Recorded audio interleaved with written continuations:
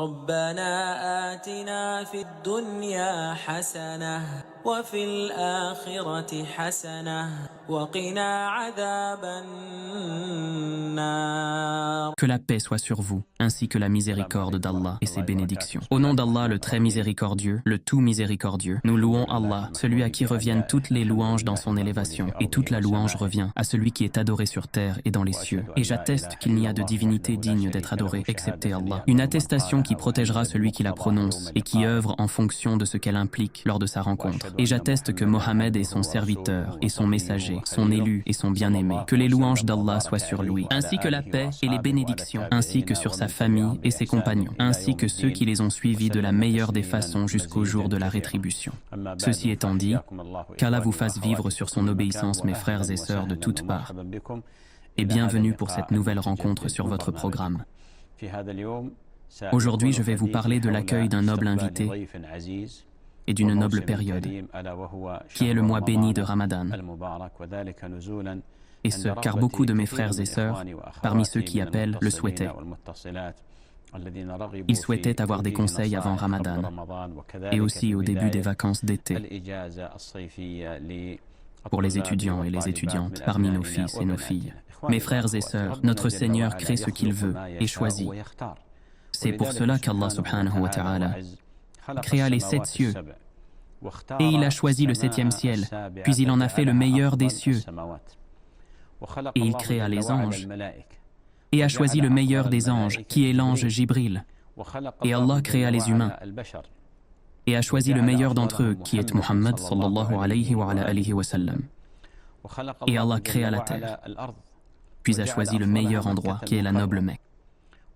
Et Allah créa les jours, et a choisi le meilleur d'entre eux, qui est le vendredi.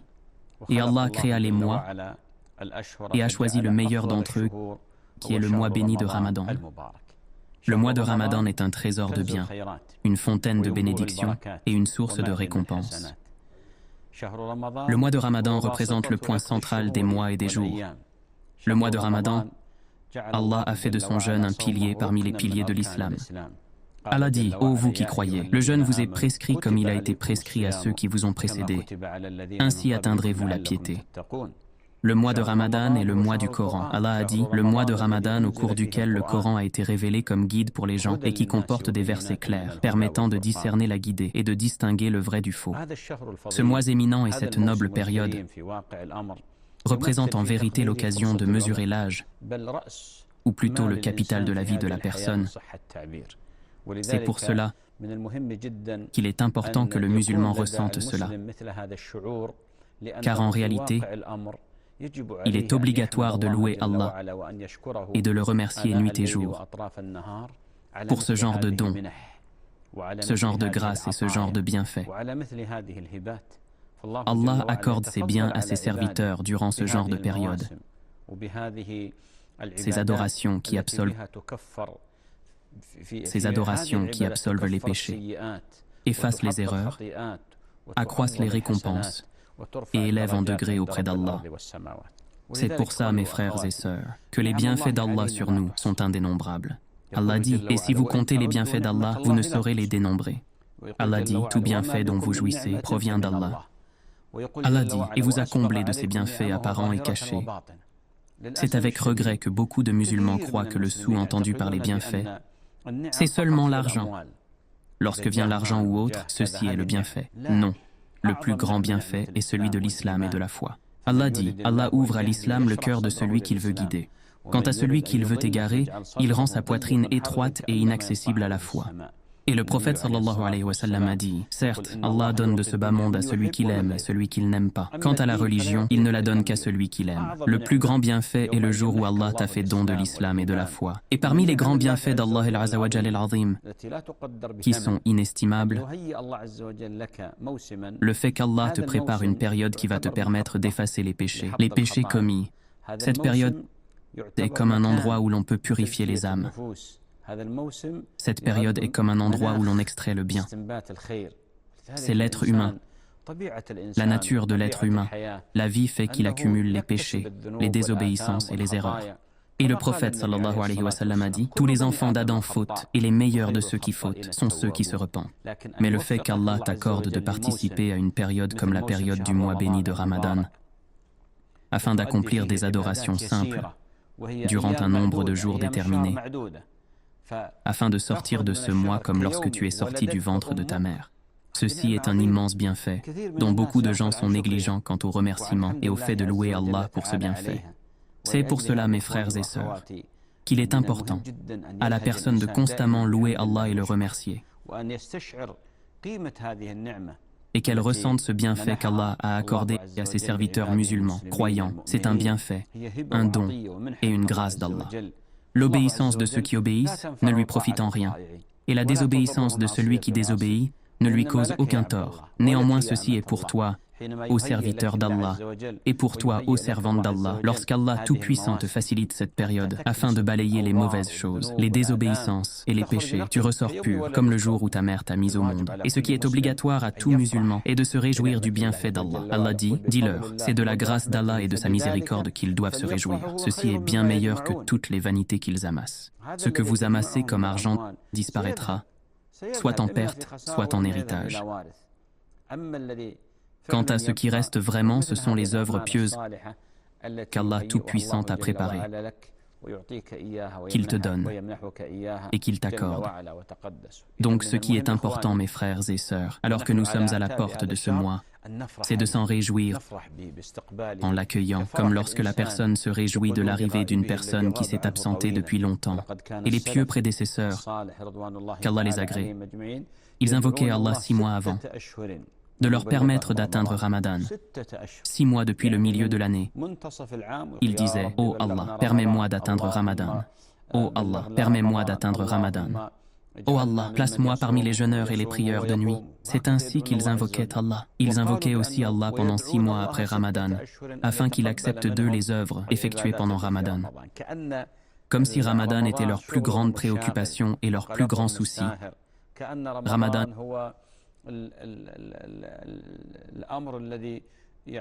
n'était leur principale occupation et leur inquiétude constante. Ils s'emparaient de leur cœur. C'était leur rappel constant. C'est ainsi qu'ils étaient. Pourquoi? Car ils savaient que le mois de Ramadan est l'opportunité de l'année, qu'il ne faut pas rater. C'est pour cela que le conseil que je fais à moi-même en premier et ensuite à vous, c'est de vous réjouir de ce bienfait. Et que tu accueilles ce mois comme si tu accueillais une personne absente dont l'absence a été longue, d'un grand réjouissement.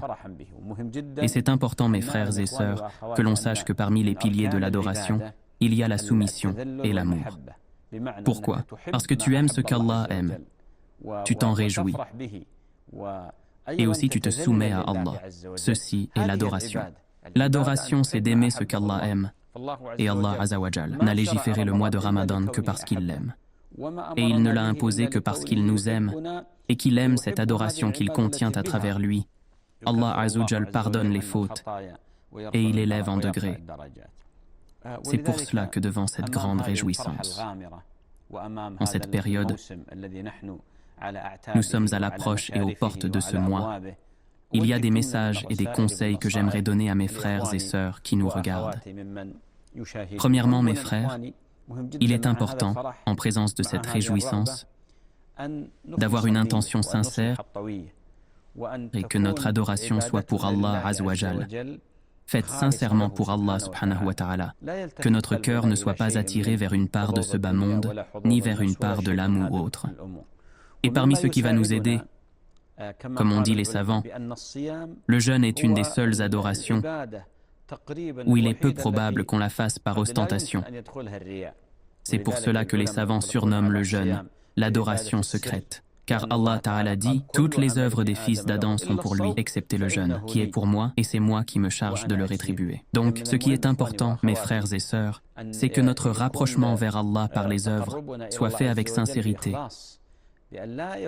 et qu'il ne soit pas accompagné d'ostentation par les actes ou la parole, car l'adoration ne peut être acceptée si ce n'est avec la sincérité. Et la sincérité change ce qui est peu en ce qui est abondant. Elle change ce qui est peu en ce qui est abondant. C'est pour cela que notre Seigneur dit « Lequel de vous œuvrerait le mieux ?» Il n'a pas dit « celui qui œuvrerait le plus ». Donc la bienfaisance dans les œuvres, c'est de le faire sincèrement pour Allah, conformément à la voie du prophète sallallahu alayhi wa sallam. C'est pour cela que les prédécesseurs, qu'Allah les agrée, ils soignaient leur intention et combattaient leur intérieur. Et ils étaient très vigilants au fait que leurs œuvres ne soient pas salies ou mélangées à ce genre de choses. La deuxième chose, mes frères et sœurs, un autre message. Il faut que nous soyons prêts pour ce mois et ce, à travers la connaissance des règles du jeûne et la connaissance de ce qui rompt et annule le jeûne. Vous savez, chaque année, beaucoup d'erreurs se produisent chez les gens. Ils tombent dedans, puis ces fautes se réitèrent. Et ceci montre quelque chose, ceci montre la négligence, le peu d'importance et le délaissement. Nous avons une règle importante, ô mes frères et sœurs, qui est que pour chaque adoration prescrite, sa connaissance est obligatoire avant de la faire. Toute adoration qui nous est obligatoire, sa connaissance est obligatoire avant de la faire. Et puisque le jeûne du mois de Ramadan est un pilier parmi les piliers de l'islam, il est obligatoire à la personne qui a atteint la puberté, qui est responsable de ses actes parmi les gens de l'islam, le musulman doué de raison qui en est capable, il lui est obligatoire d'apprendre les règles du jeûne. Il lui est obligatoire d'apprendre les règles de l'adoration. C'est pour cela que le prophète sallallahu alayhi wa sallam a expliqué les limites de ses adorations, les limites de ses interdits et autres. Ce qui est très important, c'est que la personne étudie, qu'elle apprenne. Parmi les gens, il y en a qui t'appellent et qui te disent « Il m'est arrivé ça et ça ». Où es-tu vis-à-vis du Coran? Où es-tu vis-à-vis de la Sunna? Où es-tu vis-à-vis des gens de science? Et maintenant, je pense, et vous allez sûrement être d'accord avec moi, que les moyens d'apprentissage sont devenus beaucoup plus simples qu'avant. C'est vrai ou pas? C'est plus simple que jamais. De nos jours, avec les chaînes télévisées, les radios, les téléphones, les réseaux sociaux, avec la disponibilité des livres, des audios, que ce soit en CD ou sur les réseaux sociaux, ou à travers ces appareils. Il est maintenant possible à la personne d'accéder aux sciences. Il lui est même possible d'accéder aux assises des savants du monde musulman, avec la voix et l'image, tout en étant chez lui, tandis que le savant est dans son pays.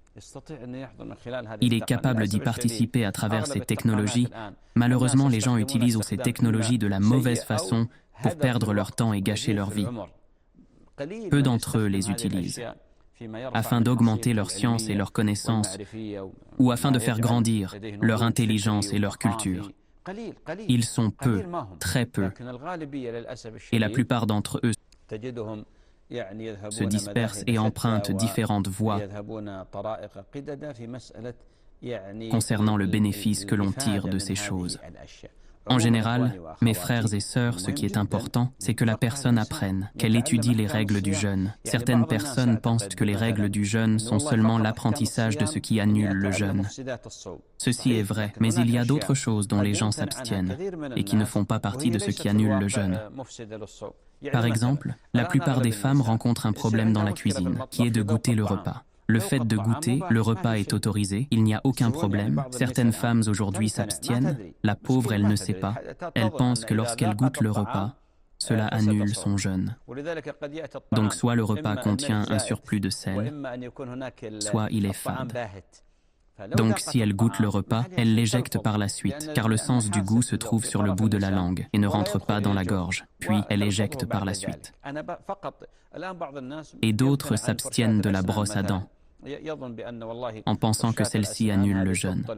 Ce n'est pas vrai. Ce qui annule le jeûne est ce qui rentre dans la gorge. Tu peux te laver les dents avec la brosse, avec le dentifrice, avec le siwak, il n'y a aucun problème. Ou aussi le khol pour les yeux, et les gouttes pour les yeux ne rompent pas le jeûne. Mettre des gouttes dans l'oreille ne rompt pas le jeûne. Aujourd'hui, nous avons des frères. Qu'Allah préserve l'ensemble des musulmans et des musulmanes. Ils ont des comprimés pour le cœur ou les maladies du cœur. Un comprimé qu'il place sous la langue, il n'y a aucun problème à ce que le malade le prenne. Il le place sous sa langue. Cet endroit est l'endroit où il y a le plus de sécrétions, C'est un endroit salivaire afin de sortir vers les veines.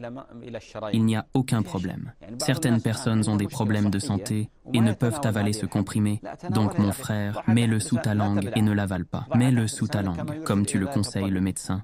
Et d'autres ont un problème d'asthme.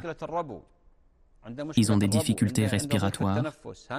Ils ont des problèmes au niveau des voies respiratoires et s'abstiennent d'utiliser les aérosols ou d'utiliser l'oxygène en aérosol. Ils peuvent l'utiliser sans problème, car cela se dirige vers les poumons et n'a aucun lien avec l'estomac. Et d'autres sont malades et ont besoin de piqûres curatives et s'abstiennent. Il dit « je jeûne ». Non mon frère, fais-la. La piqûre qui rompt le jeûne est la piqûre nourrissante. Quant à la piqûre curative, elle ne rompt pas le jeûne. Certains ont des problèmes aux dents. Ils veulent faire un plombage, retirer une dent. Il n'y a pas de problème. Tu retires ta dent en faisant attention que rien ne rentre dans ta gorge. Et aujourd'hui, le dentiste ou la dentiste place un tuyau d'air qui aspire n'importe quel liquide, qui empêche l'eau de descendre dans l'estomac. Il y a aussi les suppositoires administrés par devant ou derrière. Tout cela ne rompt pas le jeûne.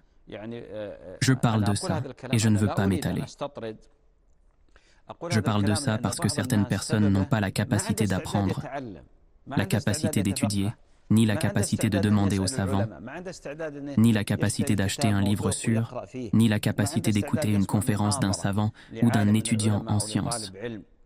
C'est pour cela, mes frères et sœurs, qu'il est important de savoir pour chaque adoration obligatoire, la connaissance de celle-ci est obligatoire avant de la faire. Ceci est très important et fait partie des sujets les plus capitaux, auxquels il faut prêter attention et être sincère dans son intention, et réformer son fort intérieur, ainsi que de diviniser le Seigneur des créatures avec ce genre d'adoration. Un autre message en relation avec les mérites de ce mois. Ce mois, comme je l'ai rappelé au début de cette rencontre, est l'occasion d'une vie, c'est l'occasion de la vie. Ce mois représente le capital de la personne dans cette vie. Si Allah t'accorde de l'atteindre, alors il aura voulu pour toi un bien immense. Vous connaissez, moi je connais, ou nous tous nous connaissons, parmi nos proches, nos amis, nos voisins, des personnes qui jeûnaient avec nous, qui priaient avec nous le taraweh. On les voyait, on les saluait. Et cette année, ils sont entre les mains de la miséricorde d'Allah. Ils ont voyagé vers la demeure de l'au-delà. Allah Azza wa Jal leur a fait don l'année dernière d'atteindre Ramadan. Et cette année, ils ne jeûneront pas avec nous. Et toi, es-tu en sécurité ? Ou es-tu sur le bord d'un précipice prêt à s'écrouler dans le feu ? Qu'est-ce qui fait que la mort vient à un tel ou une telle ? La mort ne fait pas de différence. Chaque personne dans cette vie attend l'appel. Elle attend l'appel. Donc ce qui est important, c'est que la personne ne remette pas à plus tard. La plus grande porte parmi les portes du diable est la procrastination et l'espérance. Il te dit, plus tard, dans 10 ans, qui te dit que tu vivras jusqu'à demain ? Allah dit à chaque communauté un terme fixe. Et il dit, et lorsque leur terme échoue, ils ne peuvent ni le retarder ni l'avancer. Et il dit aussi, toute âme goûtera la mort. Et dit aussi, tout ce qui se trouve sur terre disparaîtra. Ceux-ci sont des rappels quotidiens. Nous voyons nos proches, nos amis, nos voisins, ceux que nous connaissons, les célébrités, tous s'en iront vers l'au-delà. Donc si la mort ne te prend pas cette année, elle ne te loupe pas à l'avenir. Nous demandons à Allah Ta'ala qu'il rallonge votre vie sur son obéissance. Mais ce message est important. Le prophète sallallahu alayhi wa sallam avait 3 compagnons qui étaient des amis. 2 d'entre eux sont morts durant une bataille dans le sentier d'Allah. Et le 3e est décédé dans son lit 1 an après. C'est-à-dire que les autres sont morts dans le sentier d'Allah, martyrs, si Allah le veut. Et 1 an après, le 3e est mort dans son lit. Puis un des compagnons vit en rêve que ce 3e était un rang bien plus élevé que les 2 autres. Alors que mourir martyr est une œuvre considérable et suscite une bonne récompense. Il est donc parti voir le prophète sallallahu alayhi wa sallam en disant « Ô messager d'Allah, nous avons vu ça et ça. Comment celui qui est mort dans son lit peut devancer les 2 autres qui sont morts dans le sentier d'Allah ?» Le prophète sallallahu alayhi wa sallam a voulu dissiper cet étonnement et expliquer le sens de cette situation, afin que l'étonnement disparaisse.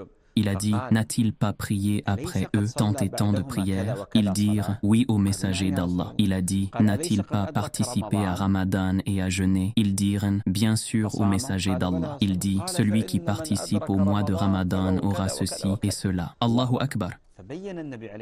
Donc, le prophète sallallahu alayhi wa sallam a expliqué que lorsqu'Allah Azzawajal allonge la vie de quelqu'un et qu'il lui accorde de participer à Ramadan, ceci est un immense bienfait. C'est pour cela que lorsque le prophète sallallahu alayhi wa sallam leur a expliqué cela, tout est devenu clair pour eux, que cette période qu'il a vécue après eux dans ses adorations, ses obéissances et ses divinisations, puis participa au mois de Ramadan, il a donc obtenu un immense succès. Ceci, mes frères, est un immense bienfait. Et c'est pour cela qu'il est important de connaître ce bienfait, de connaître les mérites de ce mois. Et ce qu'Allah Azzawajal y a mis comme bien, comme récompense, comme bénédiction, des choses incroyables.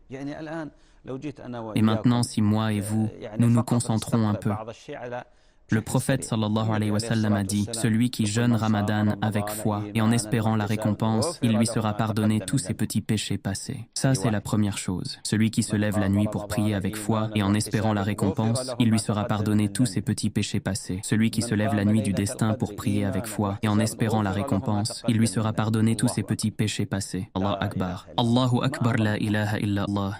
Allah est immense et ses trésors sont remplis. Allah Azzawajal dit, je pardonne l'ensemble de vos péchés, foi et en espérant la récompense. Avec foi, c'est-à-dire avec la certitude en Allah, en ayant foi en sa législation, son destin, en lui, en cette adoration qu'elle provient d'Allah, et en espérant sa récompense, sans précipitation et sans promptitude comme certaines personnes qui négligent leur adoration. Comme Allah a dit, ne soyez pas comme celles qui défaisaient brin par brin la laine, après l'avoir solidement filée.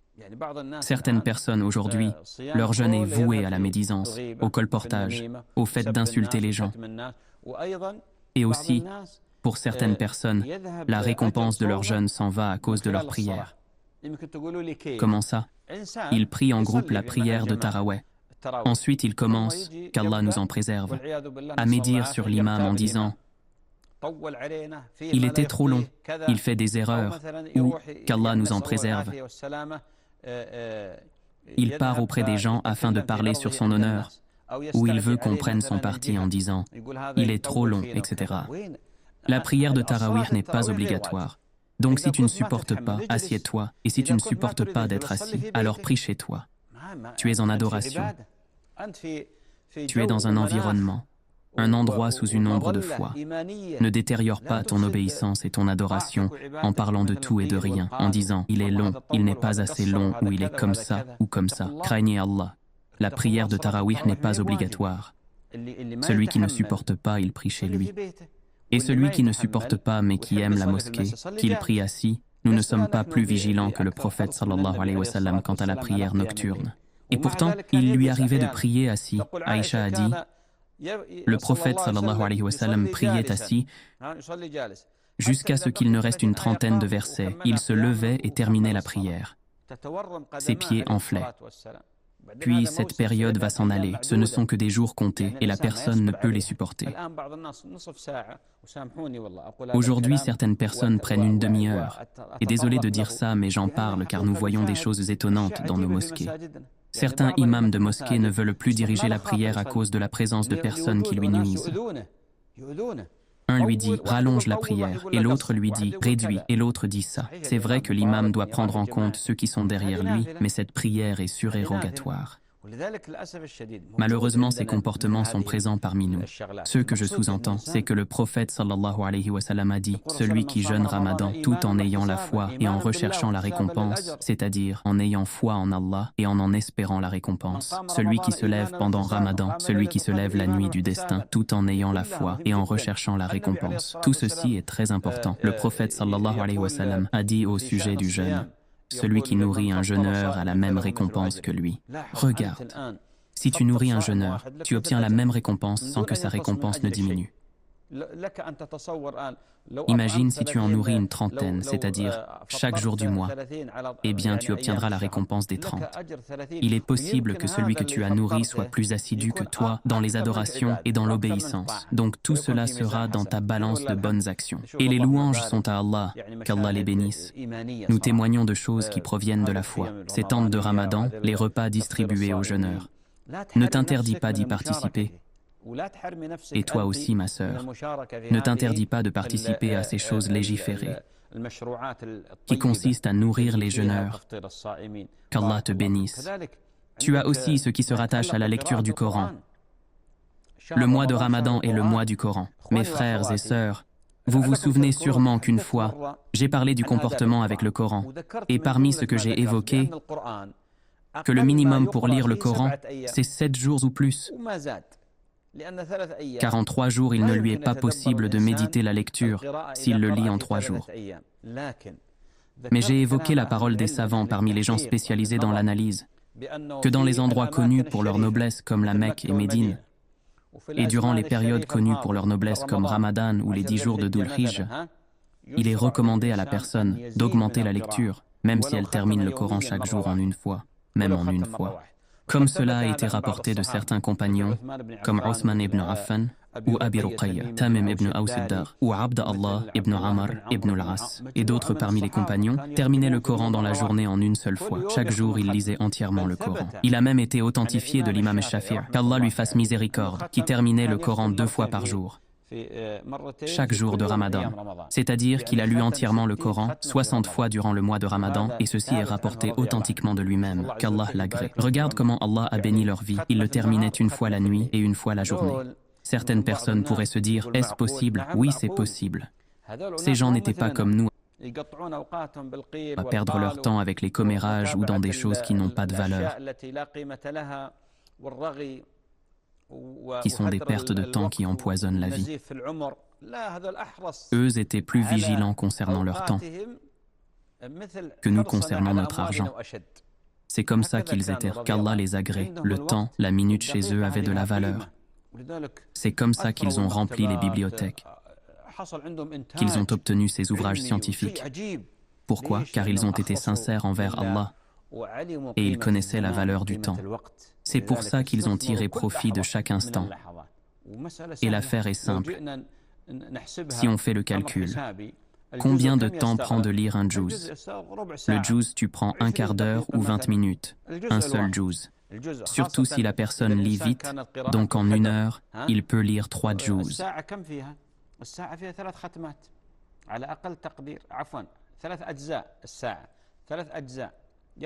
Il termine toutes les 20 minutes son juz. 20 plus 20, 40 plus 20, 60, etc. C'est-à-dire on s'assoit 1 heure et 10 minutes, en sachant que certains savants, par leur parfaite mémorisation et le fait qu'ils soient sur le bout de leur langue, cela est facile pour eux. Ils le terminent en un quart d'heure. Nous avons combien de temps durant la journée? Si par exemple il prend dans la journée 6 heures ou 7 heures, il termine le Coran. De même pour la nuit, et de cette façon, ils peuvent terminer 2 fois le Coran en un jour. Et ce n'est pas ce que nous demandons, j'évoque seulement cela. Mais au minimum, la personne peut terminer le Coran 1 fois dans le mois. Certaines personnes, nous demandons à Allah de ne pas les châtier 1 seule fois durant le mois de Ramadan. Ils ne peuvent pas le terminer 1 seule fois. Et certaines personnes, qu'Allah les bénisse, ils le terminent 2, 3, 4, 10 fois. Qu'Allah les bénisse. Et nous les connaissons. Qu'Allah les bénisse. Donc le sous-entendu, c'est que c'est un très grand mois. Le prophète sallallahu alayhi wa sallam était le plus généreux des hommes et il l'était davantage durant Ramadan. Regarde la générosité et les largesses qui coulent en lui, comme le sang dans les veines. Mais durant le Ramadan, sa générosité augmentait. Il était davantage généreux durant Ramadan. Il augmentait en générosité en dépenses, et le prophète, sallallahu alayhi wa sallam, lorsqu'il lui parvenait, il le distribuait là et là. Donc, le sous-entendu, mes frères, est que ta main ne soit pas enchaînée à ton cou. Au contraire, durant Ramadan, tends ta main et dépense. Durant Ramadan, tends ta main et dépense. En dehors du Ramadan, sois raisonnable, mais durant Ramadan, c'est une occasion. Une occasion. La personne s'inscrit dans l'obéissance d'Allah Azza wa Jal. C'est pour cela que c'est important. Regarde ses mérites. La nuit du destin est meilleure que 1000 mois. Meilleure que 1000 mois. À notre époque, malheureusement, beaucoup de personnes négligent tous les jours de Ramadan. Puis lorsque vient la nuit du 27, tu ne trouves pas un endroit où mettre tes pieds dans la mosquée, en croyant que c'est celle-ci, la nuit du destin, alors qu'il y a divergence à ce sujet. C'est pour cela qu'Allah a informé le prophète de la nuit du destin. Puis lorsqu'il sortit, deux personnes se disputaient. Ils étaient en désaccord. Le prophète sallallahu alayhi wa sallam sortit et elle a été levée. C'est-à-dire, son information fut levée. Et ceci montre le mal du débat et du désaccord. Donc le prophète sallallahu alayhi wa sallam leur dit « Cherchez-la durant les 10 derniers jours de Ramadan ». Et le prophète sallallahu alayhi wa sallam s'exilait dans la mosquée durant les 10 derniers jours de Ramadan, en recherchant la nuit du destin. Donc que rien ne te pousse à en faire une période où tu as le choix, en recherchant cette nuit-là seulement. Puis tu négliges le reste. La nuit du 27, du 28 est passée, puis il néglige tout. Tout devient insignifiant comme si de rien n'était. Il croit avoir reçu une garantie. Il a reçu une garantie que c'était la nuit du destin. Ce qui est demandé, c'est que du début à la fin de Ramadan, tu sois vigilant à obtenir la nuit du destin. Il doit être vigilant à ce genre de grandes adorations. C'est pour cela que lorsqu'une personne est allée auprès de Umar ibn Khattab afin de le questionner au sujet de la prière nommée médiane, car Allah Ta'ala a dit « Soyez assidus à l'accomplissement des prières, notamment la prière médiane, et tenez-vous devant Allah avec recueillement. » Il dit « Quelle est la prière médiane ?» Observe l'intelligence des Umar, alors que Umar sait qu'il s'agit de la prière de Asr. Il lui répondit « Prie toutes les prières, et comme ça tu auras prié la médiane. » Il en est de même pour vous. Soyez vigilants durant tout le mois de Ramadan, et comme ça vous obtiendrez la nuit du destin, avec la permission d'Allah. Quant à celui qui fait comme bon lui semble, et qui vient seulement cette nuit, et qui délaisse les autres nuits, en sachant que la parole prédominante des gens de science, c'est que la nuit du destin se déplace sur les 10 derniers jours de Ramadan. Il est possible qu'elle soit la nuit du 21, du 23, du 25, du 27 ou du 29. Et en cette occasion, vous savez que le mois de Ramadan est basé sur la vision du croissant de lune. Donc, si nous disons que le mois est incomplet, les nuits seront impaires vis-à-vis de la nuit du destin. Et si le mois est complet, elles seront paires. Par exemple, si le mois est incomplet, on compte en disant 21, etc. De cette façon, alors que s'il est complet, ce sera pair. Donc faites attention à cela. Toi, tu ne sais pas maintenant si le mois est complet ou incomplet.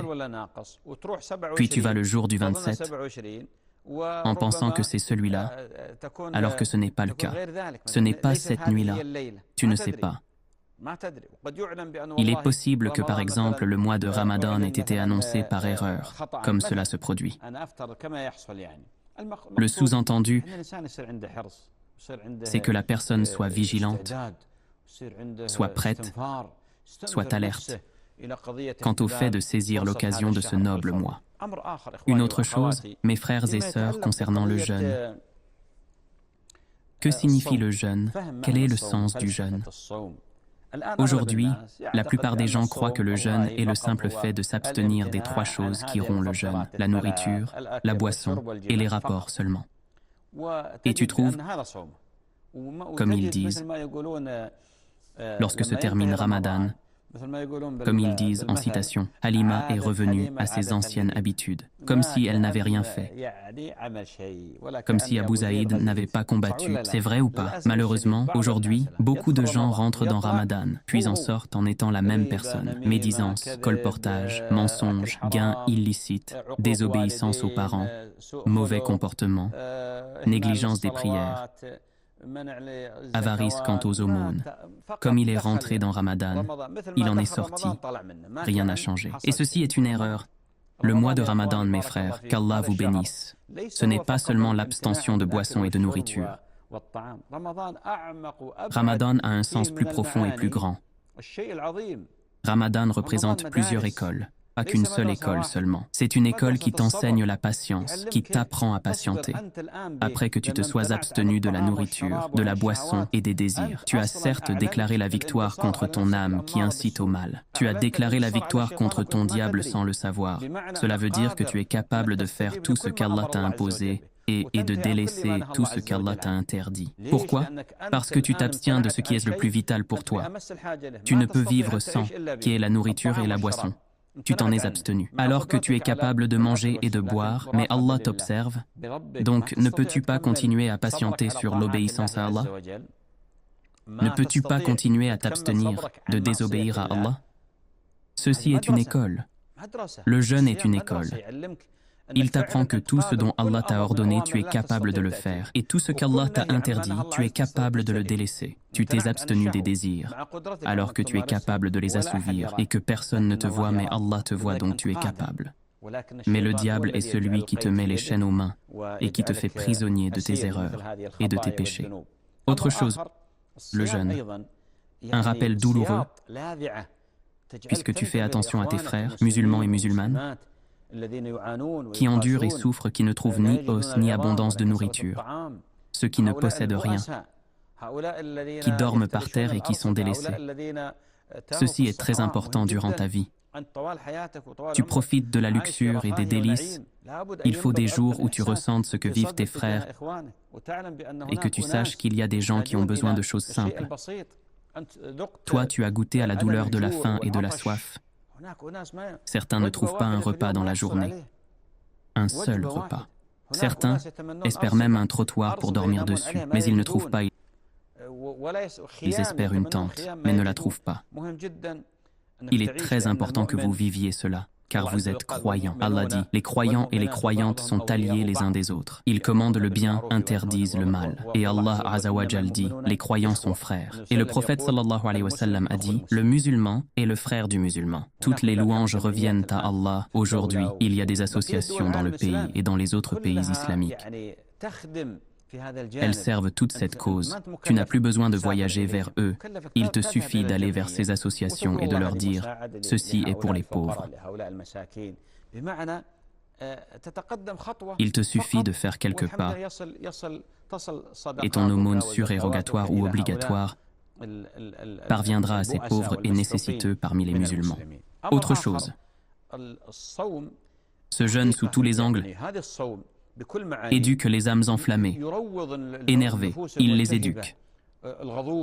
Et une chose qui est étonnante, et les choses étonnantes sont nombreuses, certaines personnes lors du jeûne, leur état change et il devient sur les nerfs, en colère, toujours tendu. Malheureusement, ceci est présent. Certaines personnes, lorsqu'elles rentrent chez elles et constatent que la mère des enfants n'a pas préparé le repas de rupture de jeûne, ils retournent tout. Et certains, si le repas du Fajr est en retard, même chose. Ils oublient l'indulgence, la miséricorde, la douceur et deviennent agressifs. Qu'Allah nous en préserve. Est-ce que le jeûne incite à cela? Regarde sur nos routes, et lorsque l'on marche dans les rues, ce que font les gens entre eux et leurs excuses n'est autre que le fait qu'ils jeûnent. Subhanallah, le jeûne discipline l'âme, l'éduque et ne la provoque pas. Je ne comprends pas.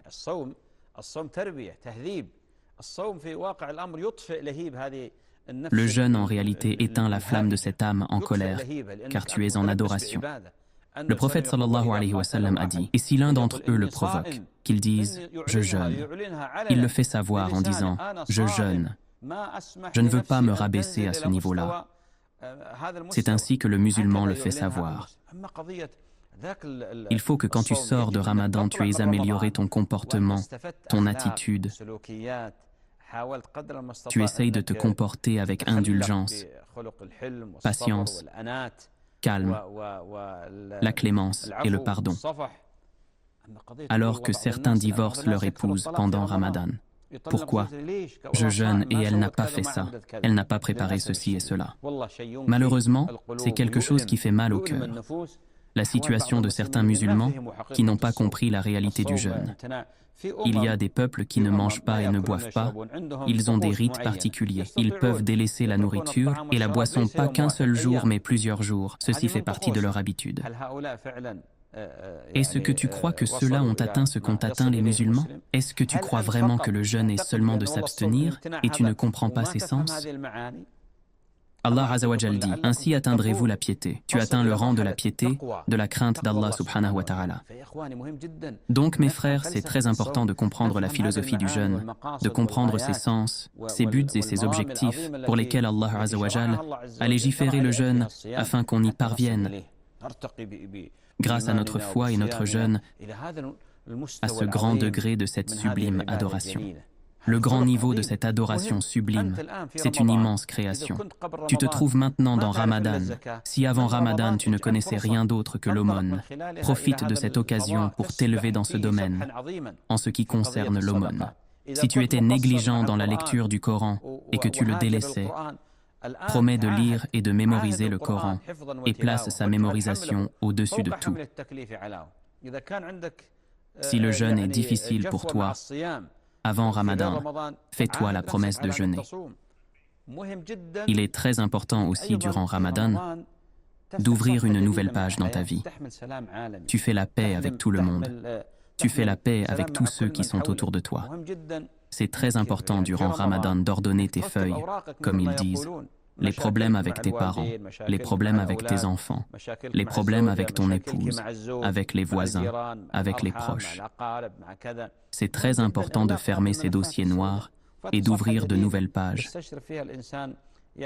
afin de se diriger vers de beaux jours, fantastiques, remplis de foi, remplis d'obéissance du miséricordieux où l'on respire l'odeur du paradis.